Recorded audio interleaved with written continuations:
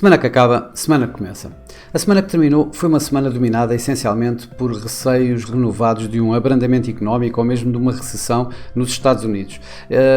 A semana foi marcada logo de início pelo anúncio do corte na produção petrolífera por parte da Arábia Saudita em 500 mil barris por dia, a que se seguiram vários membros da OPEP, totalizando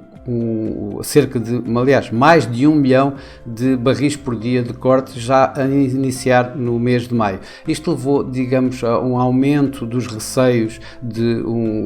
pressões sobre o crescimento económico, de um abrandamento na economia ou mesmo de uma recessão nos Estados Unidos, isto mais porque tivemos uma série de dados nos Estados Unidos que apontavam no sentido de que a economia está no mínimo a abrandar. Assim, o ISM mostrou nos índices tanto manufatureiro como no índice de serviços um recuo nos atuais níveis de atividade económica privada. A vaga de empregos, o crescimento da vaga de empregos caiu para abaixo dos 2 milhões de aberturas de recrutamentos pela primeira vez nos últimos 2 anos, o que levou de novo a receios sobre um arrefecimento no crescimento económico norte-americano. O número de novos postos de trabalho na atividade privada também decaiu bastante, e isso acabava por estar a mostrar ou a encaminhar-se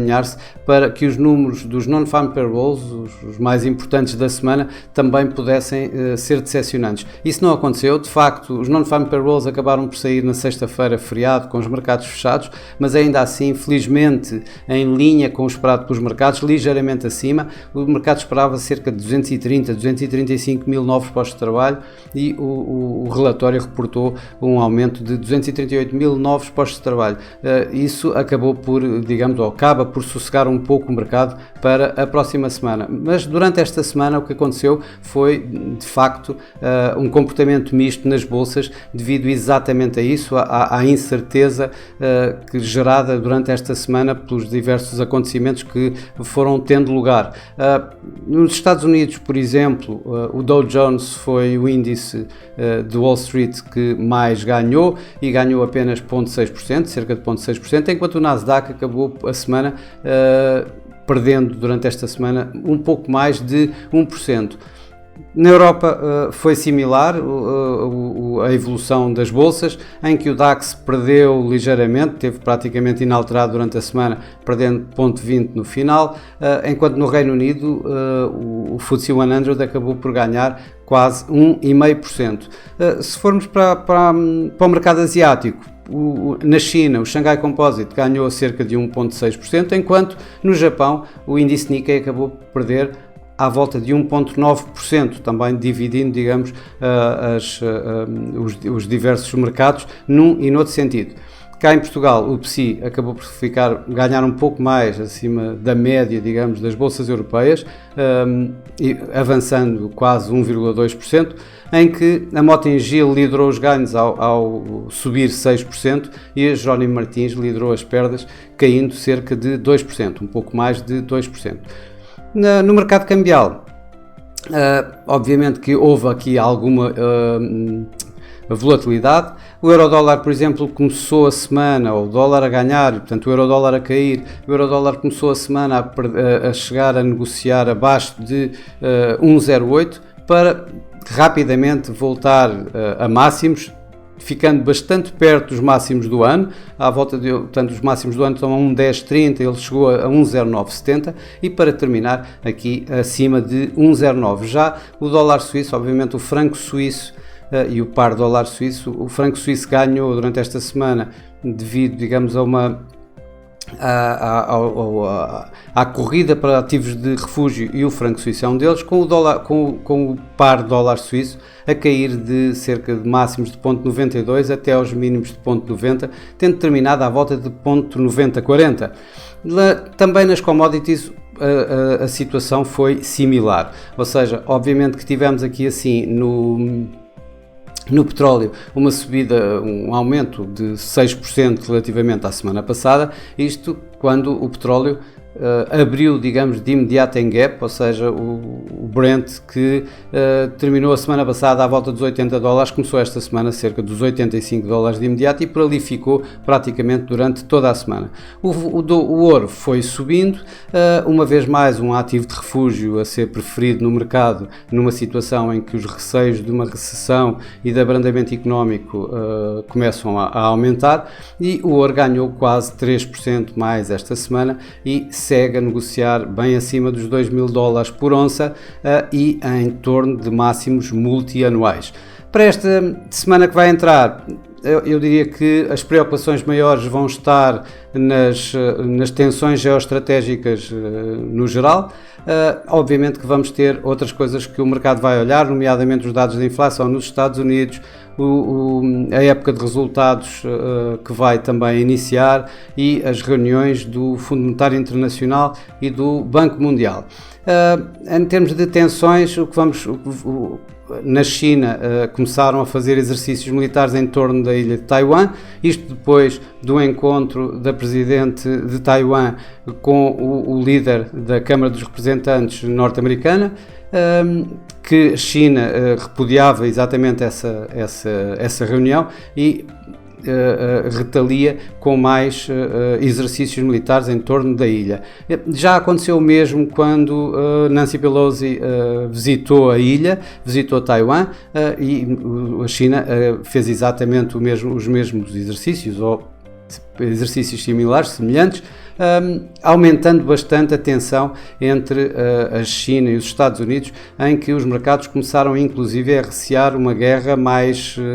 aberta quase entre a China e os Estados Unidos, que felizmente não aconteceu, e vamos esperar que continue assim. De qualquer das formas, esta semana tudo indica que esta situação poderá voltar a acontecer, ou seja, de umas tensões bastante mais quentes entre as duas maiores economias do mundo. Também quente está a situação no Médio Oriente, de Israel com os países vizinhos, com bombardeamentos, digamos, de Israel à Síria e ao Líbano, em defesa de ataques que vieram daquelas áreas, e mais as tensões entre Israel e Irão a continuarem a subir, desta vez um anúncio do New York Times que diz que os Estados Unidos enviaram um submarino para o Médio Oriente de forma a defender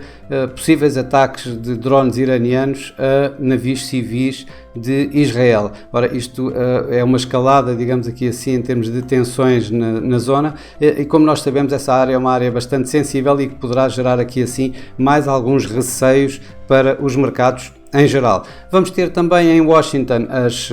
reuniões do fundo, as Spring Meetings, as reuniões do Fundo Monetário Internacional em conjunto com o Banco Mundial, além das intervenções da Diretora-Geral do Fundo Monetário Internacional e do Presidente do Banco Mundial. Teremos ainda outras intervenções de fundo que interessarão talvez ainda mais aos mercados, que é o caso, por exemplo, de Tiff Macklem, o Governador do Banco do Canadá, ou Andrew Bailey, o Governador do Banco de Inglaterra. Obviamente que vamos ter aqui assim também vários dados económicos esta semana, como por exemplo o PIB mensal no Reino Unido ou o relatório do mercado de trabalho na Austrália, se bem que os mercados estão muito mais dirigidos e preocupados com os dados nos Estados Unidos, em que vamos ter vários dados, como por exemplo as vendas a retalho, mas o mais importante será os dados da inflação, em que o mercado espera que a inflação nos Estados Unidos recue de 6% para 5,2%, com a inflação subjacente a poder subir um pouco de 5,5% para 5,6%. Isto numa altura em que os mercados estão bastante divididos entre se a Reserva Federal vai subir taxas em 3 de maio ou se vai mantê-las, e pior ainda, ou seja, quais são as projeções, ou que é que o mercado está a descontar até ao final do ano, em termos já não de subidas de taxa de juros por parte do Fed, mas sim em termos de cortes de taxa de juros. Os bancos centrais também vão atuar, digamos, esta semana, nomeadamente o Banco do Canadá, que deverá manter a sua taxa nos 4,5%. E a Reserva Federal vai divulgar as minutas da última reunião do FED, em que o mercado obviamente vai uma vez mais tentar escrutinar bem todos os relatórios que vão ser mostrados nessas mesmas minutas para tentar tirar mais alguma ilação para a próxima reunião de 3 de maio. No fim de tudo isto ainda vamos ter uma vez mais o início da época de resultados. Essa época de resultados